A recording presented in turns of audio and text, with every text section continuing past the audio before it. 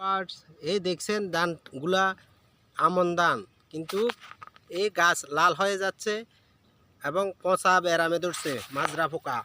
এই দেখেন মাজরা পোকা, কারণ এগুলাতে প্রচুর গরমের কারণে মাজরা পোকা বাড়ি গেছে।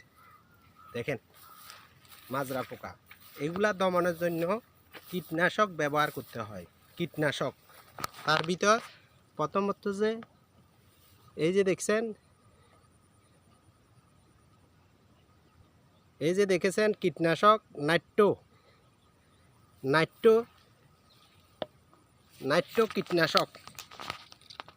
কীটনাশক নাইট্রো প্রয়োগ করতে হচ্ছে। আর এটা হচ্ছে যে মাজরা পোকা দমনের কীটনাশক।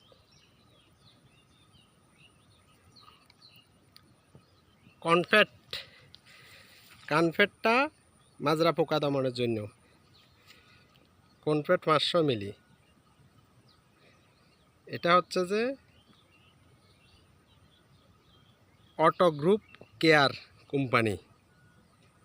এই যে দেখেছেন আমন ধান, পুরা জমিতে চাষযোগ্য প্রতিষ্ঠানের এই যে ধানের শীষ আগা কেটে দেওয়া, এই ধানের মাজরা পোকায় আগা কেটে দেওয়া জন্য এই কীটনাশক ব্যবহার করা হয়।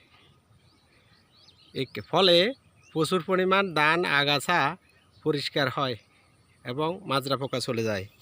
নাইট্রোর প্রতিকার, নাইট্রো আবার বিভিন্ন রকম কাজে প্রয়োগ করে ধান জমিতে। এই নাইট্রো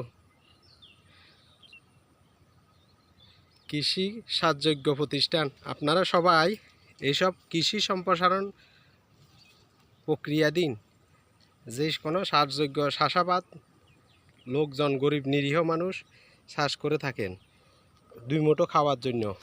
এই যে দেখেন আমন ধান আগাছা সারিতে দেখা যাচ্ছে। আপনারা বেশি বেশি লাইক শেয়ার করে দিবেন, আরেকজনকে শেয়ার করবেন যাতে উপকৃত হয় কৃষক।